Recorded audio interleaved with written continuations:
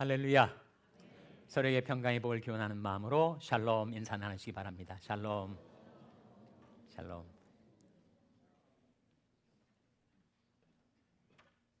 우리가 사는 인생길에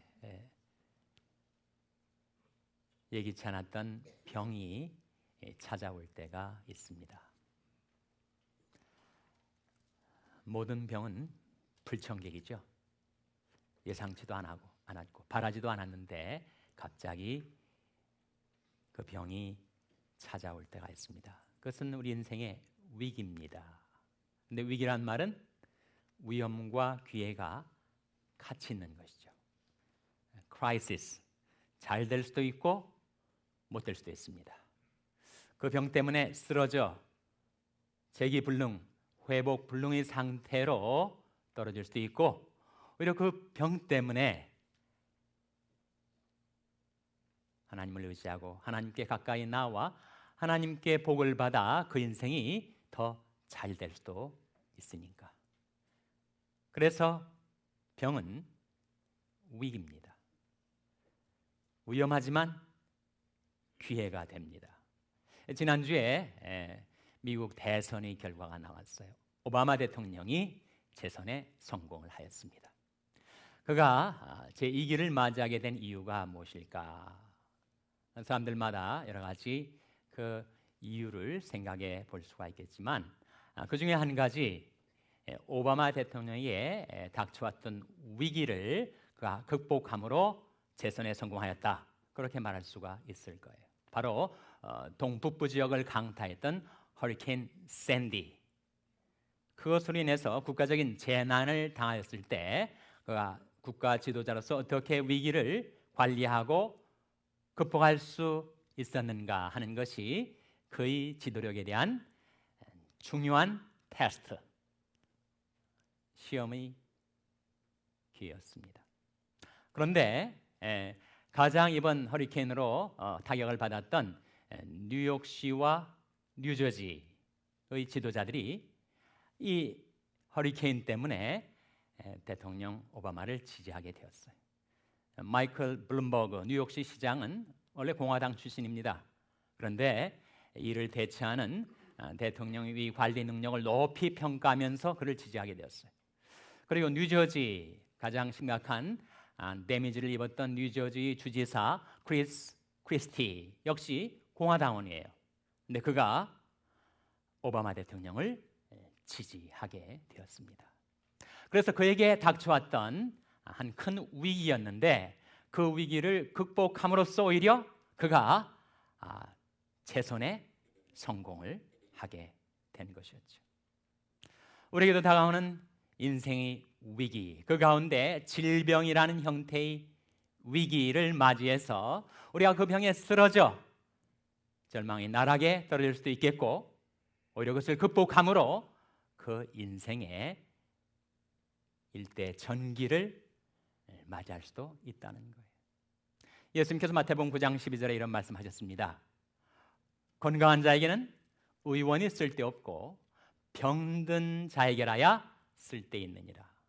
자기 몸이 건강하다고 자기는 하나도 약한 것도 병든 것도 없는 사람이라고 생각하는 사람은 의원에게 자기 몸을 맡기지 않죠.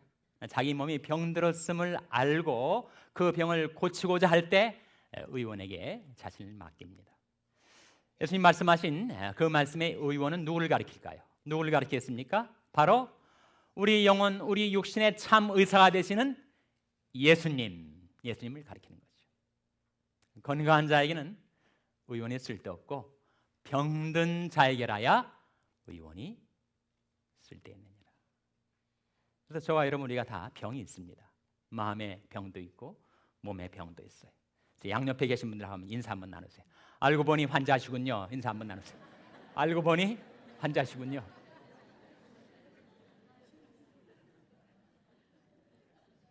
병든 자신이 영혼과 몸을 참 의사 되시는 예수님께 맡길 때 그에게 닥쳐온 위기는 기회로 변화되게 됩니다.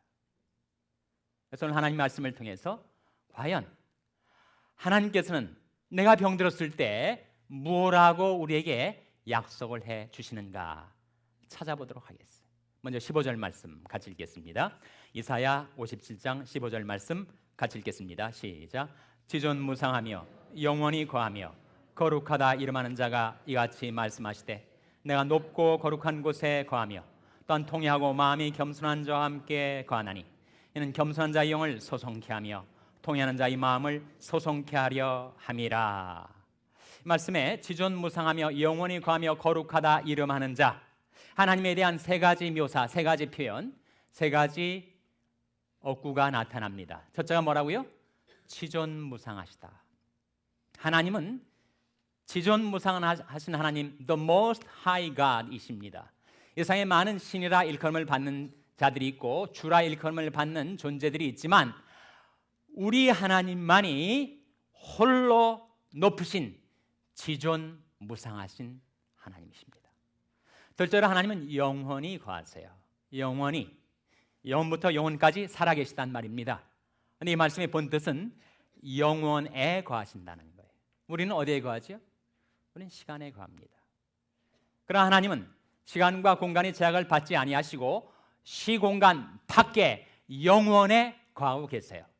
그래서 하나님은 인류 역사의 처음과 끝을 한눈에 보고 계십니다. 우리 인생이 70년, 80년, 만약에 병으로 내가 쓰러져 내 인생이 중도에 그쳐진다면 30년, 40년 내 인생이 하나님 앞에서는 손바닥 넓이만한데 그 인생의 시작과 끝을 하나님은 한눈에 바라보고 계신 거예요.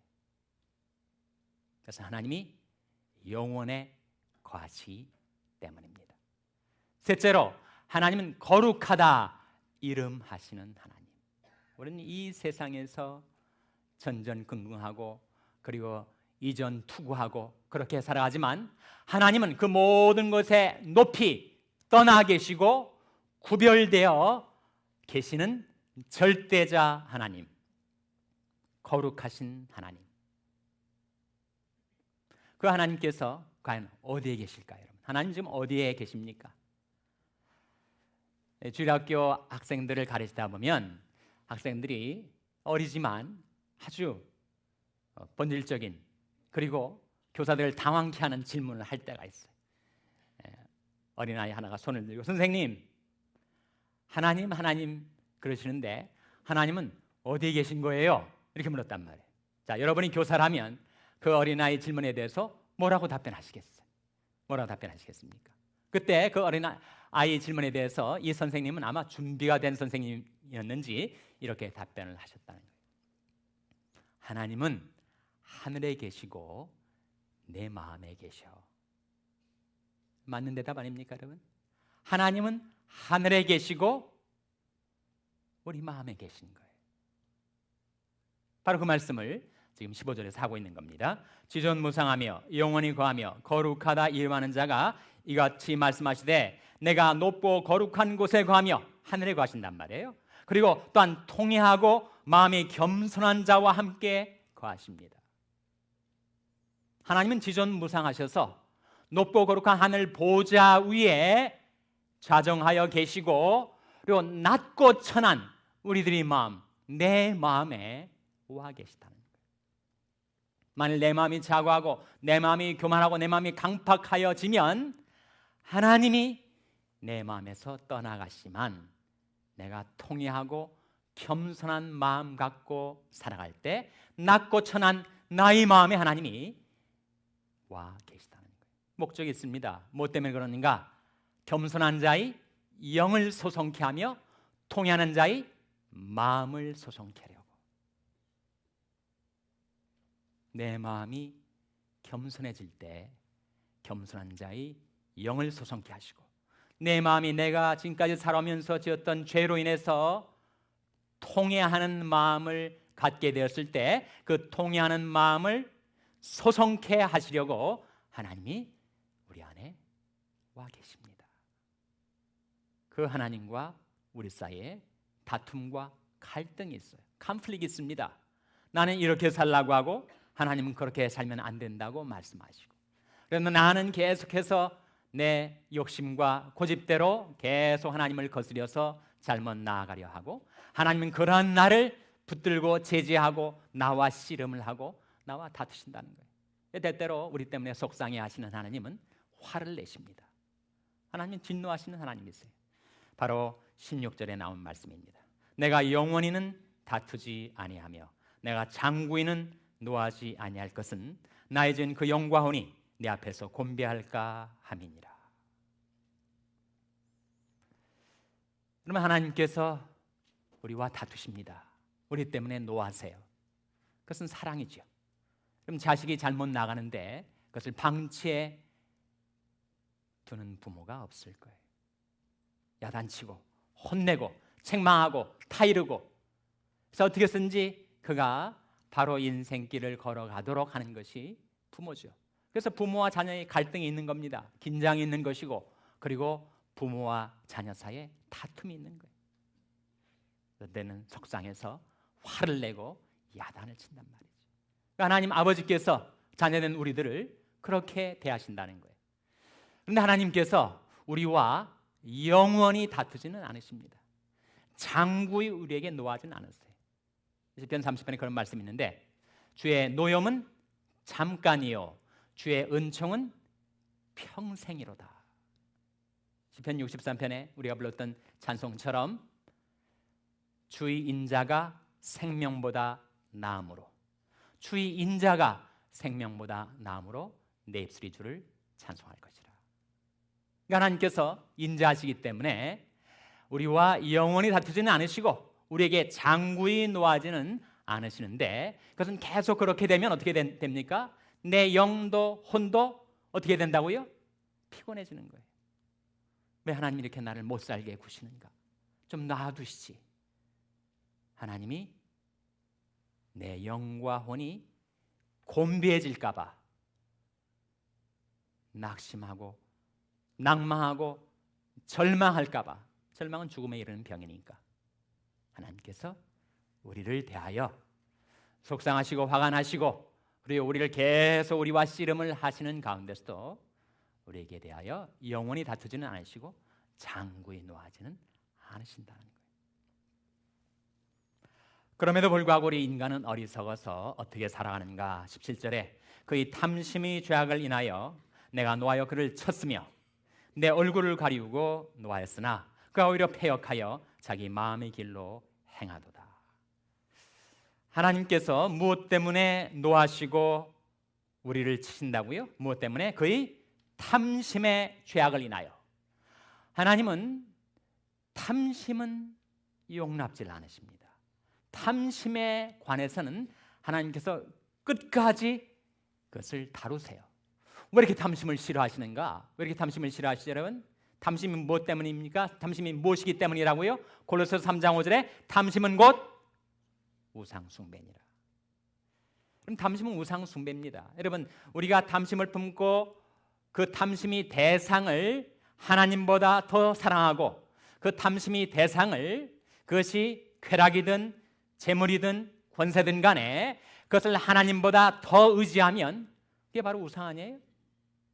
하나님보다 더 사랑하고 더 의지하는 것이 우상이란 말이죠. 그래서 탐심이 우상을 숨기기 때문에 만일 내 마음속에 어떠한 종류의 탐심이든, 그것이 성욕이든 무력이든 명예욕이든 권세욕이든 어떤 탐심을 내 마음에 택하여 받아들이면 그것은 내 마음속에 우상을 세워놓은 것과 같다는 거예요. 그러니까 하나님께서 그것은 방치해두지 않으십니다. 그의 탐심이 죄악을 인하여 내가 노하여 그를 쳤다. 처음에는 말씀으로 우리를 치세요. 말씀이 막대기로 우리를 치십니다. 책망하시는 거죠. 그것들 안 들으면 우리 둘러싼 우리 환경을 치십니다. 여기저기서 예상치 않았던 불의 사고가 터지는 거예요. 그래도 깨닫지 못하면 하나님께서 내 몸을 치십니다.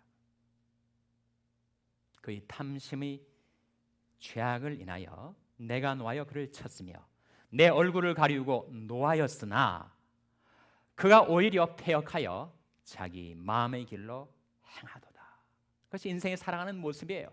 하나님이 그 제재에도 불구하고, 하나님이 그 책망에도 불구하고, 하나님이 노하셔서 나를 치심에도 불구하고 그것을 무시하고 등 뒤로 등을 돌려버리고 계속해서 탐심의 길로 우리는 치닫습니다. 이 탐심의 관성입니다. 탐심은 우리를 사로잡아서 우리를 멸망의 길로 계속해서 이끌어갑니다. 여러분, 하나님께서 우리에게 인자함을 베풀어 주시는 뜻이 있습니다. 목적이 있어요. 그것은 우리로 하여금 깨닫고 돌이키게 하시려고. 로마서 2장 4절 말씀에 내가 하나님이 인자하심이 너를 인도하여 회개케 하심을 알지 못하여 그의 인자하심과 용납하심과 길이 참으심이 풍성함을 멸시하느뇨. 다만 내 고집과 회개치 아니하는 마음을 따라 진노의 날 곧 하나님이 의로우신 판단이 나타나는 그날에 이 말 진노를 내게 쌓는도다. 결국 우리 인생의 가장 큰 문제, 그것은 결국 나 자신이죠. 내가 탐심과 교만으로 인하여 계속 하나님을 거스리고 배역하여 하나님을 멸시하고 떠나는 것, 그것이 내 인생을 망하게 만드는 겁니다. 그래서 시편 3절에 보면 그런 말씀이 나와요. 탐리하는 자는 여호와를 배반하여 멸시하나이다. 이를 탐하고 쾌락을 탐하고 명예욕과 권세욕과 온갖 탐심에 사로잡혀 내가 탐심의 노예처럼 살아가면 어떻게 된다고요? 내가 그 탐심 때문에 하나님을 배반하고 하나님을 멸시하고 하나님을 떠나 살게 됩니다.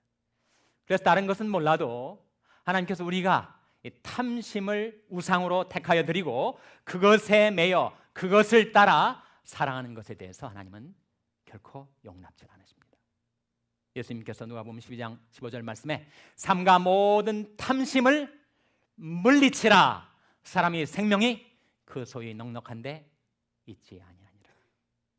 우리 안전이 소위 넉넉한데 있지 않습니다. 우리 만족이 쾌락의 충족이 있질 않아요. 인생의 행복이 그 탐심을 품고 탐심대로 살아가는 데서 결코 있질 않습니다. 우리를 사랑하시고 우리를 위하시는 주님께서 그래서 삼가 모든 탐심을 물리치라. 사람이 생명이 그의 소유에 넉넉한데 있지 아니하니라고 말씀하신 겁니다. 여러분, 그렇게 우리가 마음속에 탐심을 품고 하나님을 거스리고 하나님을 배반하고 하나님을 멸시하고 하나님을 떠나 살면 네가 나를 버리느냐? 나도 너를 버리노라. 그렇게 하나님이 우리를 대해 주실까요? 만약 그렇게 대하신다면 우리 중에 누가 지금 살아서 하나님을 경배하며 섬길 수가 있겠어요? 그런데 하나님께서 어떻게 우리를 대하시는가? 18절 말씀 같이 읽겠습니다. 18절 말씀 같이 읽겠습니다. 시작. 내가 그 길을 보았은즉 그를 고쳐줄 것이라. 그를 인도하며 그와 그의 슬퍼하는 자에게 위로를 다시 얻게 하리라. 내가 그 길을 보았은즉 그를 고쳐줄 것이라. 그를 인도하며 그와 그의 슬퍼하는 자에게 위로를 다시 얻게 하리라. 내가 탐심의 길로 행한 가운데 나도 상하게 만들고 나 때문에 나의 가족, 친지, 내 형제 자매들에게 그런 고통과 아픔을 주었던 나를 하나님께서 버리지 않으시고 대신 나와 내 죄로 인하여 슬퍼하는 나의 가족, 친지들에게 오히려 위로를 얻게 하리라고 약속하고 계신 겁니다. 19절 말씀 다 같이 읽으시겠습니다. 19절 말씀 시작. 입술에 열매를 짓는 나 여호와가 말하노라. 먼 데 있는 자에게든지 가까운 데 있는 자에게든지 평강이 있을지어다. 평강이 있을지어다. 내가 그를 고치리라 하셨느니라. 입술에 열매를 짓는 나 여호와가 말하노라. 하나님은 입술에 열매를 지으세요. 여러분이 무심코 내뱉었던 말이지만 그 말은 우리말 속담에 말이 뭐가 된다고요? 말이 씨가 됩니다, 여러분. 그래서 함부로 생각 없이 absent-minded 상태에서 말을 내는 것 조심하셔야 돼요. 나는 할렐루야 아줌마였다. 순복음교회 최자실 목사님이 그런 자기 가정 이야기를 해요. 군대 갔던 아들이 휴가 받아가지고 집에 돌아왔는데 이 녀석이 그렇게 엄마 속을 뒤집어 놓고 속을 썩이는 거예요. 정말 화가 치밀어 올라가지고 저놈의 자식 턱주가리가 날았으면 좋겠다. 그렇게 얘기를 한 거예요. 나 아들이 이제 휴가를 마치고 부대로 복귀를 했는데 급전이 날라왔어요. 폭발 사고가 나가지고 아들이 턱이 나갔다는 거예요. 여러분, 우리가 입 밖으로 내는 말이 씨가 돼서 하나님이 그 말의 씨를 지어 열매를 맺게 하시면 어떻게 되겠습니까, 여러분? 그래서 우리 그런 기도가 필요해요. 시편 19편 14절의 기도인데, 나의 반석이시여 나의 구속자이신 여호와여, 내 입의 말과 마음의 묵상이 주의 앞에 연락되기를 원하나이다. 하나님, 우리 인생이 살아가는 가운데 하는 모든 말들, 행위들 다 지켜보고 계시고 그 입술의 열매를 지으십니다. 우리 말도 그렇고 하나님이 입에서 나오는 말씀도 하나님은 꼭 입술의 열매를 지으십니다. 하신 말씀 반드시 실행하세요. 우리는 시건하며 살아가죠. 자기가 말해놓고 그것을 다시 먹습니다. 하나님은 인생이 아니시니 시건치 않으십니다. 하나님은 자신이 하신 말씀을 꼭 그대로 실행하십니다. 그래서 내 입에서 나오는 말도 헛되이 내게로 돌아오지 아니하고 나의 뜻을 이루며 나의 명하여 보낸 일에 형통하리라. 하나님 우리에게 뭔가를 약속하셨으면 그 약속의 성취를 위하여, 그 약속의 실현을 위하여 하나님이 가지고 계신 모든 것 다 써서 그 약속을 꼭 지키신단 말이에요. 하나님이 우리에게 어떤 약속을 하고 계신가? 19절 말씀에 입술의 열매를 짓는 나 여호와가 말하노라. 먼 데에 있는 자에게든지 가까운 데에 있는 자에게든지 무엇이 있을지어다 라고요? 평강이 있을지어다, 평강이 있을지어다. 제가 여러분 히브리어 테스트를 한번 해보겠습니다. 구약 성경은 히브리어로 쓰여져 있습니다. 근데 여기에 평강이 있을지어다, 평강이 있을지어다 했을 때 이 평강이라는 단어가 히브리어로 뭐라고요? 샬롬입니다.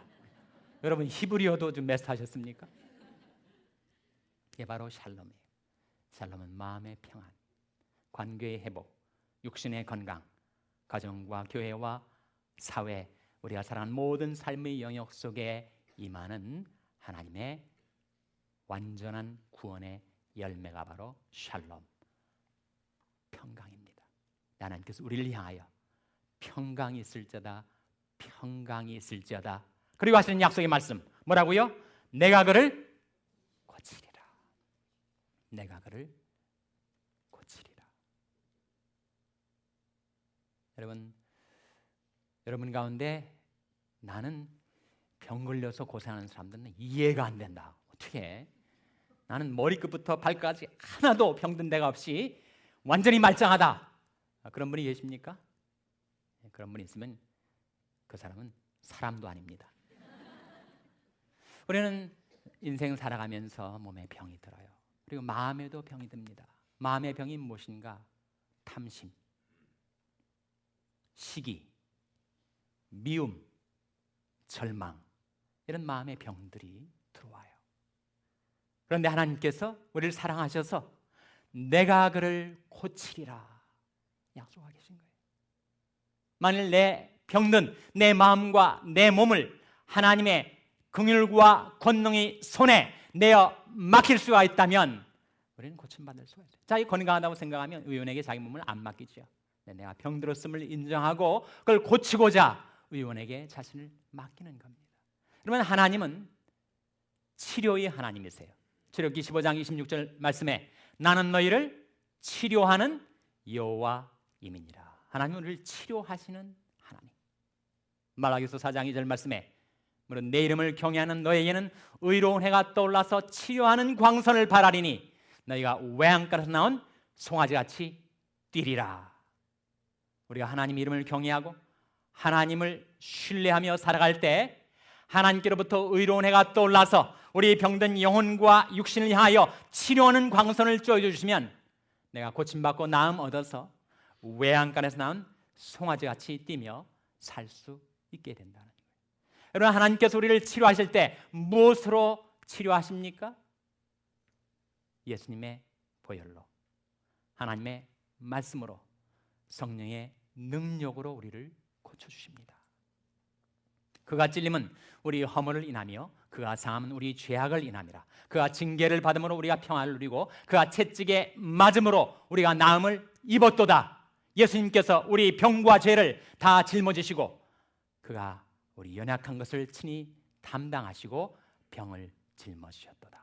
그가 채찍에 맞음으로 우리는 나음을 입었도다.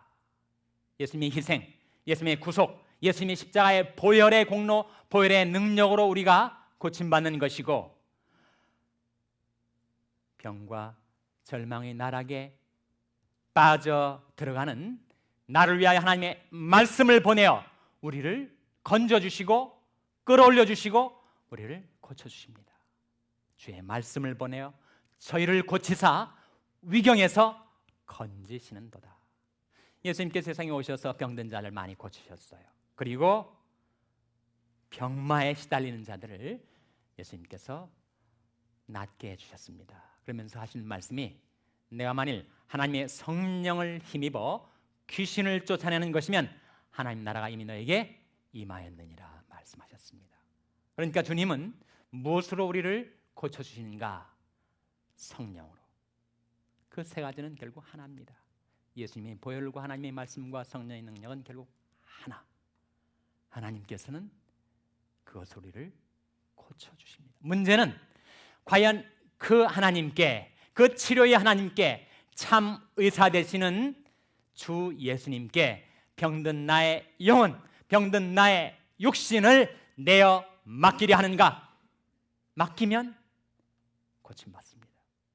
맡기지 않으면 그 병으로 쓰러지고 말 거예요. 너희를 여호와께 맡기라. 저를 의지하면 저가 이루시고 내 의를 빛같이 나타내시며 내 공의를 정오의 빛같이 하시리로다. 하나님께서 하신 말씀은 반드시 그 약속을 지키시는데 우리에게 내가 그를 고치리라 말씀하신 그 하나님의 손에, 그리고 그 약속에 병든 나의 영혼과 나의 몸을 내어 맡기는 저와 여러분에게 치료의 능력이 임하여 우리가 고침받고 위로받고 평강과 소망 속에 살아가게 되시기를 주님의 이름으로 축원합니다. 기도하시겠습니다. 아버지 하나님, 오늘도 말씀을 통하여 하나님의 마음, 하나님의 손길, 하나님의 생각을 저희들에게 나타내 주신 것 감사를 드립니다. 저희들을 사랑하셔서 내가 그를 고치리라 말씀하신 하나님께 병든 나의 몸과 나의 영혼을 맡겨 올리옵나니 하나님 받아주시고 고쳐주시고 성쾌하여 주시옵소서. 예수님의 이름으로 기도하옵나이다. 아멘.